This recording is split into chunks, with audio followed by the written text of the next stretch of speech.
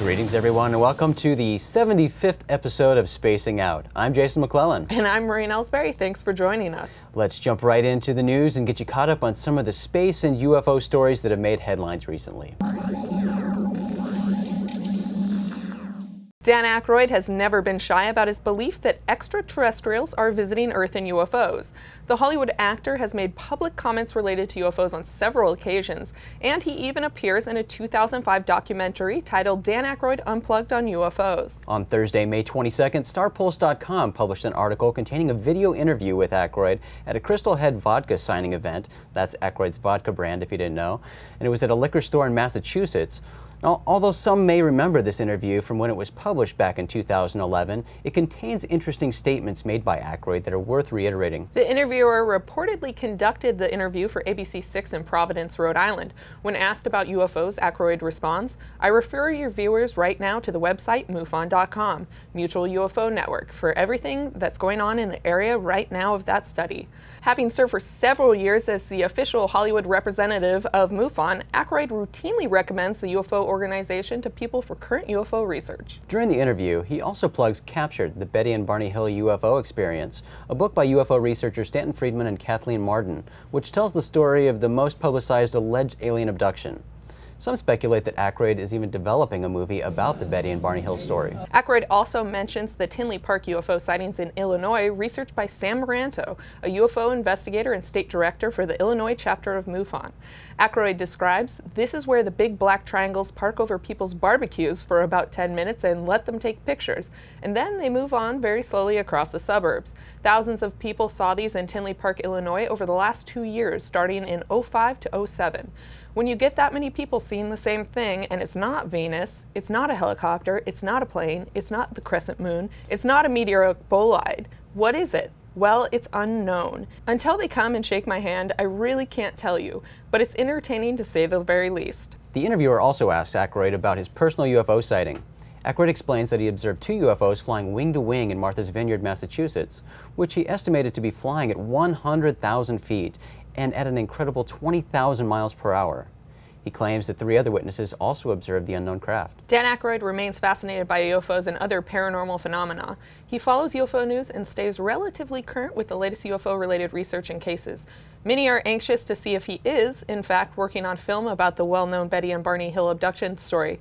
But for now, that is purely speculation. Open Minds also interviewed Aykroyd about UFOs in 2011 during a Crystal Head vodka signing. You can see that video on our website, openminds.tv, or on our YouTube channel. A Maine author is using one of the most famous cases of alleged alien abduction as inspiration for a new children's book.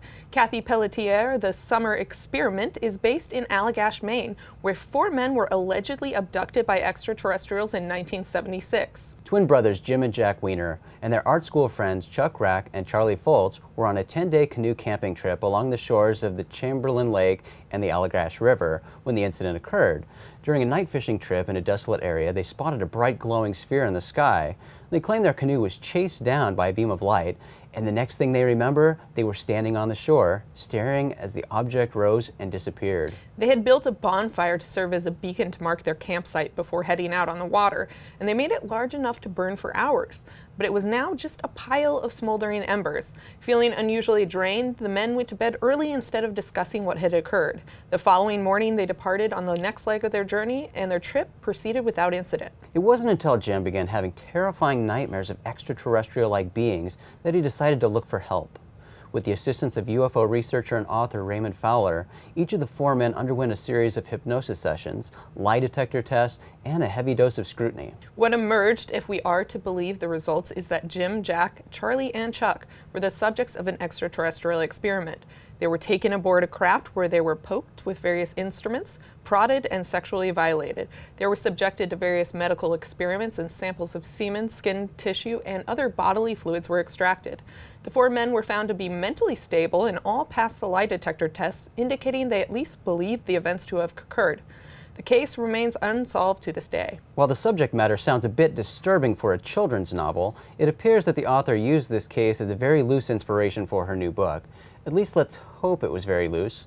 According to sourcebooks.com, the story revolves around a girl who is determined to win the state science fair with her best friend, but is at a loss for creative project ideas. Once mysterious lights began to appear over her hometown of Allagash, she is set on finding the aliens and proving they exist to land her the first place prize. The excerpt details a moment where the protagonist, Roberta, recalls the 1976 incident and the frightening descriptions of the extraterrestrial beings. Let's hope for Roberta's sake the aliens are a bit kinder in this adaptation. The summer experiment is geared toward middle school-aged children and is available from sourcebooks.com. You can read a full account of the Allagash abduction events in issue 18 of Open Minds magazine in the article titled The Allagash 4, A Case of Irrefutable Alien Abduction or an Elaborate Hoax. On Wednesday, May 21st, scientists appeared before the House Committee on Science, Space, and Technology to discuss extraterrestrial life. Two key members of the Search for Extraterrestrial Intelligence Institute, or SETI, were on Capitol Hill to discuss the current efforts to find life elsewhere in the universe, as well as the current operations of the SETI Institute. SETI senior astronomer Dr. Seth Shostak discussed three different approaches for searching for life on other planets: searching for microbial life, examining the atmospheres of planets outside our solar system to see if they could support life as we know it, and listening for extraterrestrial radio signals and other transmissions. Some congressmen got off topic asking questions to the scientists about their feelings regarding the television show Ancient Aliens. Despite the occasional detours away from the subject at hand, Dan Wertheimer, the director of SETI research at the University of California, Berkeley, told Congress members that the probability of microbial life existing on other planets is nearly 100%. And as he has stated before, Shostak said that if projects are given sufficient funding, extraterrestrial life could be discovered within the next 20 years. For more on this story and to see an exclusive post-hearing interview by Open Minds contributors Shepard Johnson with Seth Shostak, check out the article on openminds.tv.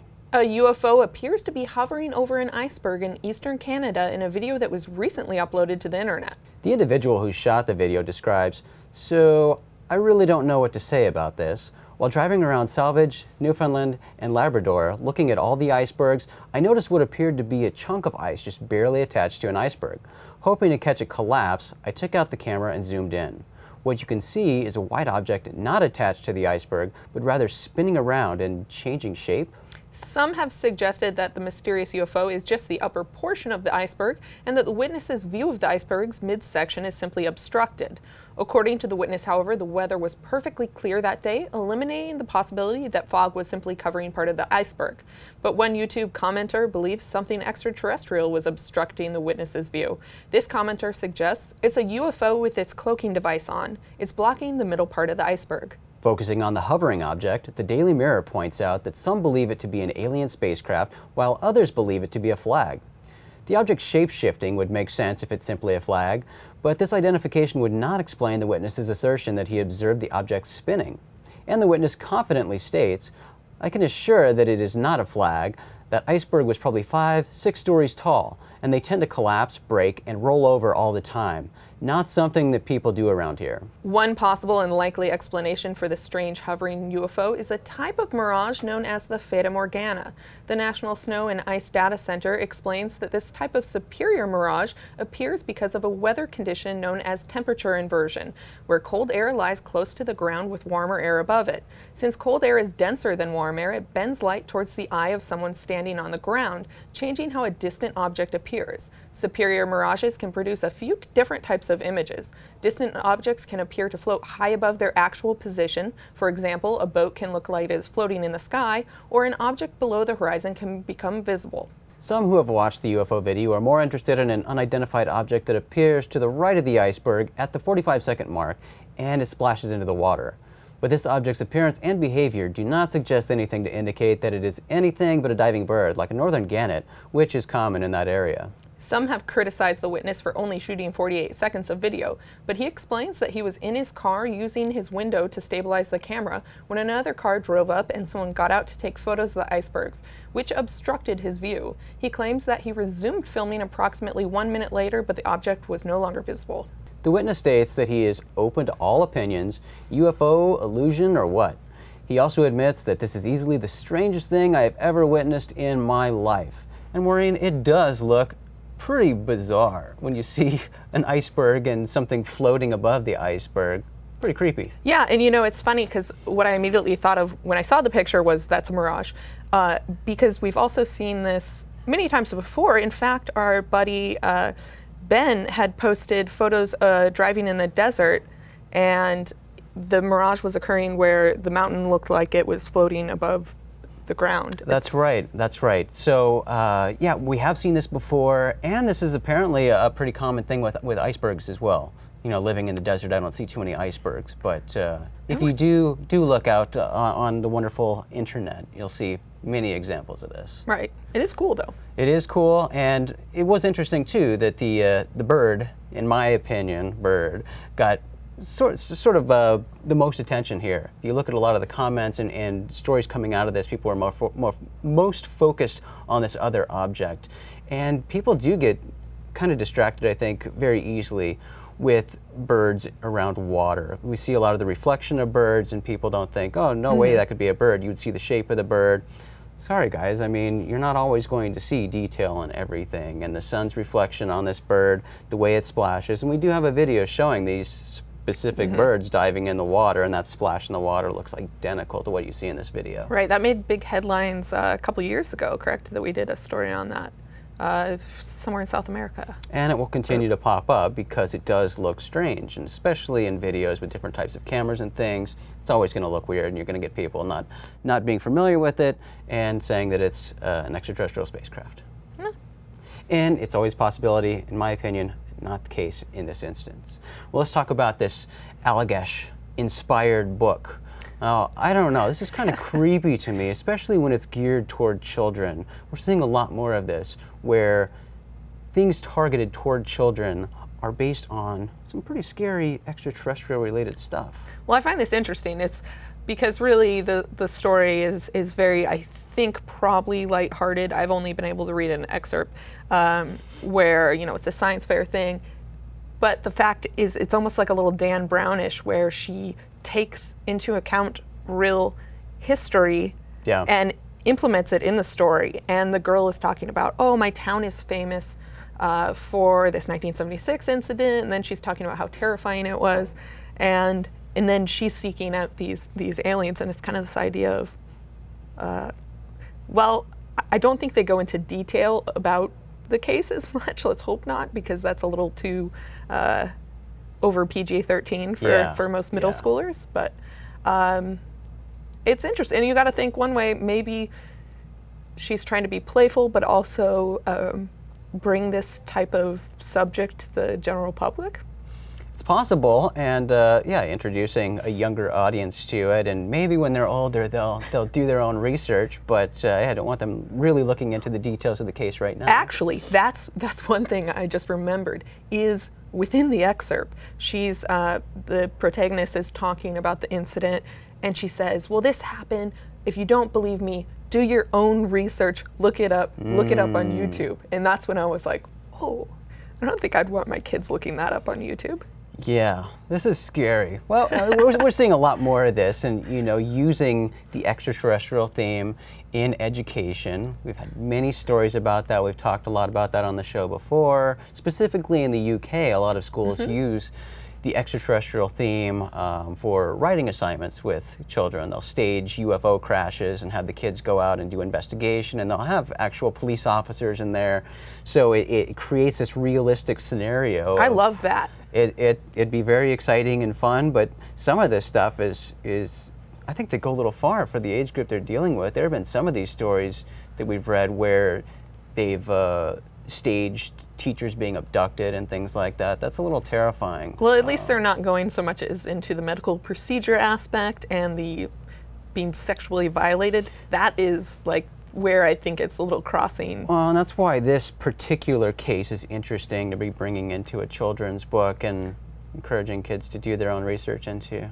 Yeah, if you just leave it sexual assault and extracting bodily fluids. I don't know. I'm skeptical, but I do like the idea of dropping these hints and using real cases and encouraging people to do their own research, but it's the age group I think I have a problem with here. Yeah, high school would be okay. Yeah. Yeah, I'd like to read that kind of stuff in high school and have part of my homework assignments be researching extraterrestrials and UFOs? Yeah, be cool. All for that. All right, guys. Well, that is all for this episode of Spacing Out. Remember to visit our website, openminds.tv, for all the latest news. And for you podcast listeners, we do have a podcast. You can listen to our podcast with Alejandro Rojas. Go to openminds.tv/radio and check out Open Minds UFO Radio. You can also get that on iTunes. And if you enjoyed today's show, please click on the like button and subscribe to our channel so you know when we post new content. Thanks again for joining us today. I'm Maureen Elsberry. And I'm Jason McClellan. We will see you in the future.